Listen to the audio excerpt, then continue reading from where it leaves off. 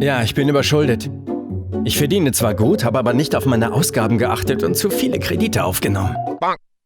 Ich liebe es, tolle Sachen zu kaufen. Ein neues Smartphone, ein schönes Auto, schicke Klamotten.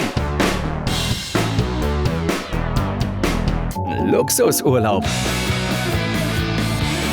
Aber ich hätte dafür sparen sollen, anstatt Kredite aufzunehmen. Ich habe noch nicht einmal die Zinssätze verschiedener Banken miteinander verglichen und darauf bin ich nicht stolz.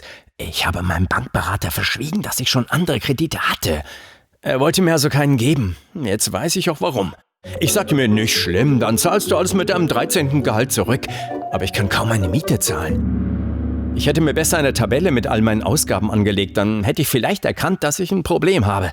Ich habe mir mehr geliehen, als ich verdiene. Ich hätte mir besser zweimal überlegt, ob ich 3 Wochen in die Sonne fahre. Es war mega, aber jetzt bin ich pleite. Ich habe sogar versucht, mit einem einzigen Kredit alle anderen Kredite umzuschulden. Die schlechteste Idee überhaupt. Danach hatte ich einen horrenden Zinssatz an der Backe und jetzt kann ich mir gar nichts mehr kaufen. Man sagt, dass 1 Euro nicht mehr als einmal ausgegeben werden sollte. Jetzt weiß ich warum.